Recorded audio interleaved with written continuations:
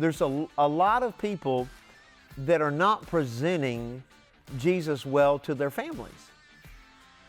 And they're compromising their walk with the Lord because of their family. Because their thought is, well, I don't want to upset my family. I want to minister to my family. I love my family. The most loving thing you could do for anyone that you love is stay in the will of God. Because then when the people you love have a tragedy or a circumstance or something goes wrong, you have an answer. To succeed in life, we have to fight. That's why winners train. Spirit, soul, and body. We have to be ready. When the fight starts, all the theories are over. We either have it or we don't. We will get hit, but we get back up. We fight to win. Now, get ready for a tactical tip from Pastor Kurt. Hello, I'm Kurt Owen, and welcome back to Tactical Tips. Once again, I'm joined by my lovely wife, Terry. Thank you for being here. We were talking about hard and soft targets. A hard target is one that a bad guy realizes might present more of a challenge than it's worth. A soft target is somebody that's easily to take a bite out of. Now, when we were discussing this, remember what the bad guy's looking for. And this is interesting, if you just take my lovely wife, if she stands here with her phone, bringing the phone up, they showed a bunch of pictures to some men in prison.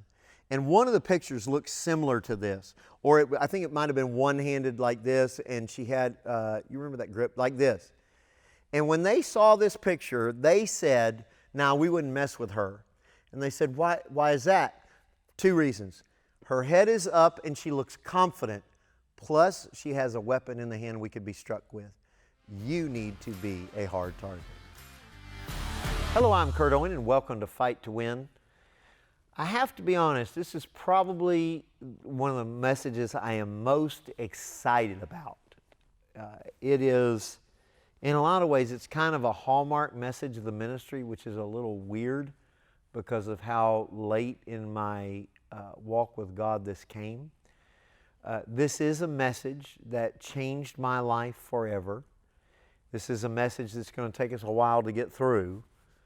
But if you will go back and listen to these things over and over and over again, it will change your life.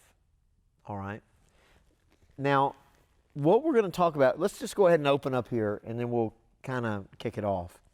1 John 4, and then we're going to be looking in verse 16. And there's a lot to here, and at some point we'll go back and read some of this other stuff, but I want you to key off on something that John says. He says, and we have known and believed the love that God has for us. God is love, and he who abides in love abides in God in him. See, John makes a distinction between knowing and believing the love of God. And quite frankly, this was a difference that hampered me for more than a decade of my Christian walk. Because I knew about the love of God, I just didn't believe it. I just didn't. And I guess here, usually we talk about it a little later, but I guess I should talk about an operational definition of believing the love of God. It means that the love of God has affected you. It means that you pray in line with the love of God. It means you think in line with the love of God. It means that you count on and are assured by the love of God. Because, and people say, well, why are you feeling the need to give an operational definition? Because I deal with people all the time. We pastor a lot of pastors. We have a minister organization called Ministers of Victory. And it's part of, Kurt Owen Ministries. And not all of them are tactical pastors like yours truly. But they're good people. Well, I was talking to a pastor's wife recently, and she said, I know God loves me, but she really didn't. And it was obvious because she was afraid of the future. She was afraid of what people were going to do to her. And each of those things tells you something. And we're going to talk as we go along. We'll have some diagnostics about whether you know and actually believe the love. But see, here's where I was at. I knew about the love of God. I could sit with you and emphatically, no matter where I met you, I could have met you just on the street and you were a drug dealer. And I could look at you and say, God loves you. And you would say, well, God could not love me for after all the things that I have done. And I would say, no, that's not true. God knew everything you were going to do and loved you anyway. God knew everything you were going to do and died for you anyway. And I believed it. And I would have believed that for you. But at 2 o'clock in the morning, when I had needs, when I needed God to help me, I would disqualify myself and say, why would God help me? Even though people say, well, you just need to know the love of God. I knew about the love of God. I could teach you about the love of God. I could tell you scriptures about the love of God. I just didn't believe it. It wasn't affecting me. It wasn't changing me. And quite frankly, there's a lot of people today that don't believe the love of God. They know about it. You know, you can go to football games and see John 3:16, right? For God so loved the world that He gave His only begotten Son, that whosoever believeth in Him should not perish but have everlasting life. You can see it. We got football players, got it underneath their eyes and stuff. People say, well, how do you know? Do you watch football games? I've seen clips. I've seen clips. I've seen highlights. We can see this. We see it on roadways. We see it on signs. I've even seen it being pulled behind a plane. John 3:16. But we don't believe it. Especially, people say, well, you're talking about the lost. No, I'm talking about Christian people. We'll talk about lost later on, but I'm talking about Christian folks. Do you know how many older people, it has been their time to go home with the Lord, but they were afraid to leave because they didn't know what the next life would bring? Why is that? Because you don't believe the love that God has for you. You know about it, but you don't believe it. My own grandmother, who preached to me the love of God, before she left, you know, she'd been in a hospice for a couple weeks, and she couldn't even communicate, right? She's basically in sort of a coma, right? And I'd been out of town, and I got a phone call. Would I, you know, I'd just flown in, and would I go by and see her? Now she's basically comatose, and she's just been lingering. And while I'm driving over there, the Lord says she won't let go because she's afraid. Well, anytime you're afraid of anything, you don't believe the love of God. You cannot believe the love of God and be afraid. And I'll prove that to you later on. I just don't have time to do it right now. And so I went there to my grandmother with the Lord telling me this. And I sat there and ministered to her about heaven.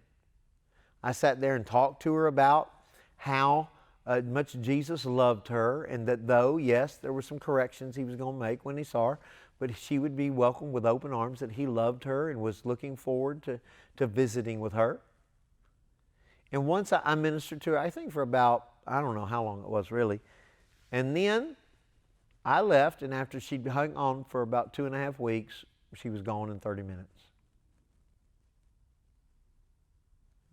It really is dangerous not to believe the love of God. And I'm going to prove that as we go. But there is a difference between knowing about it, being able to talk about it, being able to quote scriptures about it, and you actually believing it. Just because you know about a thing doesn't mean you believe it.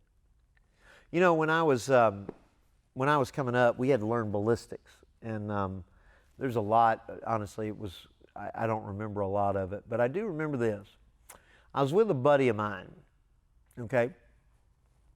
And we read, and I might get this a little wrong, but basically, all the gist of the facts are right, is the fact that if you're standing next to me with a gun and you fire a bullet, and I take that same bullet, exact same bullet, you're shooting one bullet and I have the same bullet, say size, bullet weight, and I drop the bullet, those two bullets will hit the ground at the same time. Yours will hit it long way off, and mine will hit it right down here in front of us, but they will hit the ground at basically the same time. Now, I don't remember whether this is in a vacuum or what it is, but basically that's the way it works, okay? So this buddy of mine was sitting there, and we're reading this. The teacher is teaching it to us. We're reading this out of the book, and he's explaining how the forces of gravity work on both bullets the exact same way. The projectile just carries it farther, and he's going through all this stuff, and he's explaining it. So we have an instructor in front of us who's telling this. We have the textbook right in front of us that's telling us this, and my buddy looks at me and goes, "I don't believe that. I don't believe it." And I'm like, "Well, I mean, he knows more about this stuff than we do. He believes it." and he's like, "Nah, I don't believe that." Now, did he know about it? Yes, he knew about it. In fact, the question was on our test, and he knew what the answer was supposed to be. And so even though he didn't actually believe the answer, he was able to verbalize the right answer, and he passed. So he was able to say the right thing.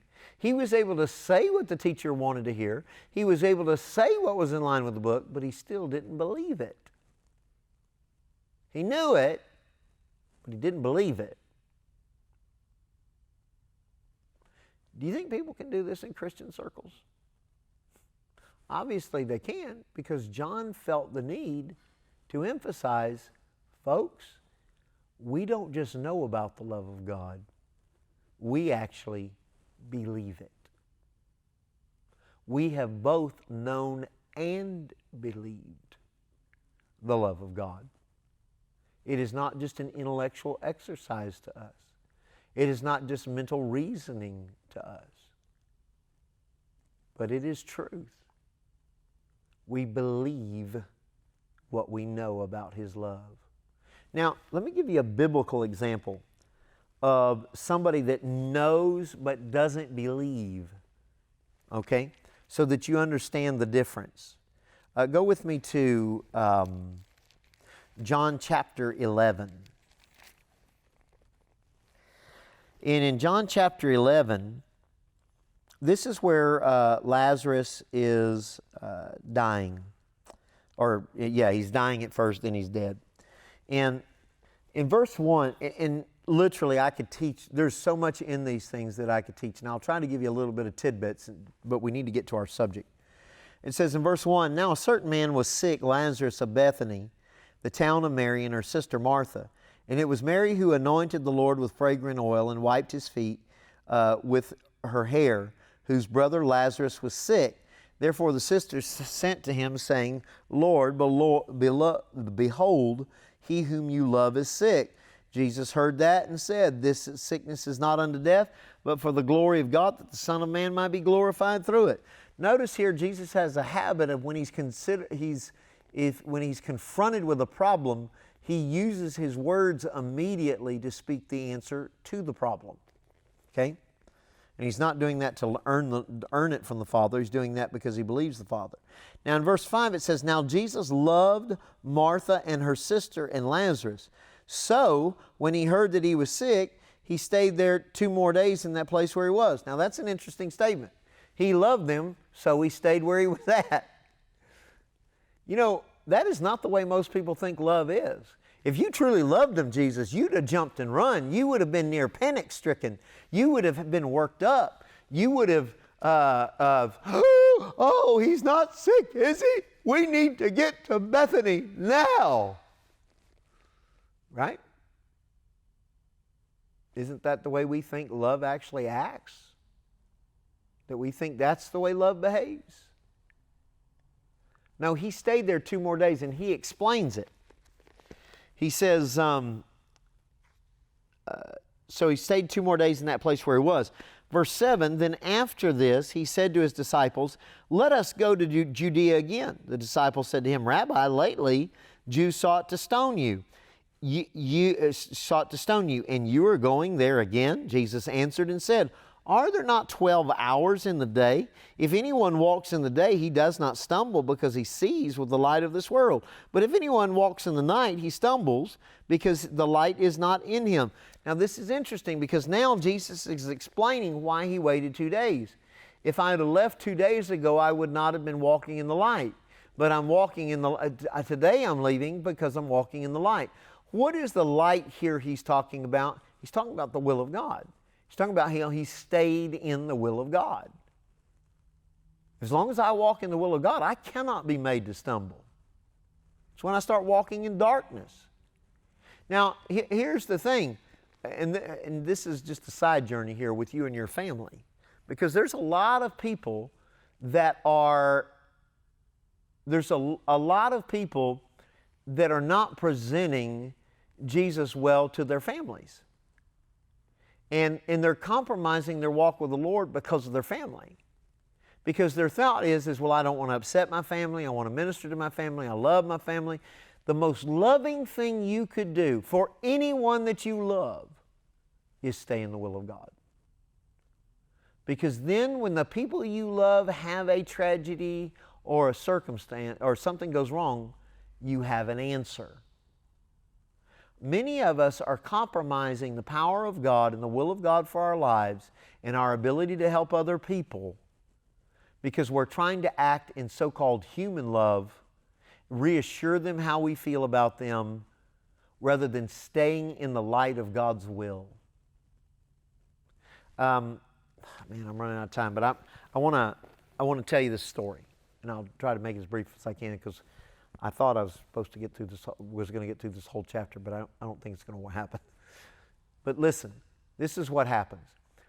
Years ago, the Kurt Owen Ministries offices were in a garage, like a 2-car garage. And we had lowered the garage door, we had sheetrocked it in and stuff. And in this, we had 4 desks, I think is what we had. We had my desk against the garage wall. We had the administrator's desk against a wall. We had a family member that worked for us. Their desk was here. And then we had another desk of another gentleman that worked for us. Now, my administrator, who would have been, if I'm sitting at my desk, my administrator is to my right. And my administrator had, I think at the time, 2 children. And what happens is that all of a sudden his wife bursts through the door. My family member's here, I'm here, my administrator here. My family member bursts through the door, his wife bursts through the door, has one of his kids in her arms, and their child is blue. And it doesn't look like he's breathing. So she runs over and says, do something, do something, do something, right? And then my family member runs over and does something. Now they're all looking at this blue child who looks like he's very close to dying, if not dead. And they're all panic-stricken. And the only person who hadn't moved in the room is me. And why haven't you moved? Because I don't know what to do yet. I'm listening in my heart. I'm not positive of what to do. People say, shouldn't you do something? One aspect of faith is that if I wait on God, I know that it will not cost me. Truly wait on God. I don't mean blow God off and call it waiting on God. I'm talking about, it doesn't matter what area of life it's in. If I pass this deal up, you'll never get another deal like this one. You don't know who you're talking to. I'm a man of faith. God can get me a better deal than that twice in 1 week. I'll always be able to find a better deal because God takes care of me. Yeah, if you don't do this right now, everything's going to collapse. I'm going to wait on God and do what He tells me to do, and then I know it won't collapse. So here they are. They're all sitting down there. They're all freaking out. I don't know what to do. But then all of a sudden, all 3 of them turn and look at me. The guy whose name is on the wall, Kurt Owen Ministry. And they're looking at me like, why are you standing over there? You're the man of faith and power. Why don't you do something? And in that moment, I mean, it was a mixture of grief and judgment all at the same time. But I still don't know what to do yet. I still don't know what to do. But I love them enough. I will not be moved by their faces. I will not be moved by their judgment. I will only be moved by what God has told me to do. And I don't know what He's told me yet. And then, in that moment, God speaks to me, tells me what to do. I go over there, I minister to the child. The child all of a sudden coughs. All the color comes back, and the child's alive today. In fact, I think the child's married today. Now, I could have people say, "Well, do you think God wouldn't have? Delivered the child if you'd have just run over there?" You know, I don't know that it would have been God's fault. I'm His ambassador in the earth. You're His ambassador in the earth. You know, when Jesus was in the earth, He did things through His body. Now we are His body. Don't you think His body should cooperate with Him now the same way it did when He was in the earth? What if I would have moved without being in sync with Him? No, I do not believe I would have gotten the same results. If I'd have been moved by fear, if I would have been moved by their judgment, if I'd have been moved by their pain, rather than moved by the will of God. And because I stayed in the will of God, I was able to help. And that's nothing special about me, because there's nothing special about me. So, again, this is all free. So he tells them this. And so these things, after he says that he doesn't stumble as long as he walks in the light, he says, "These things he said, and after that he said, 'Our friend Lazarus sleeps, but I go to wake him up.' Then his disciples said, 'Lord, if he sleeps, he will get well.' However, Jesus spoke of his death, but they thought he was speaking of taking rest in sleep."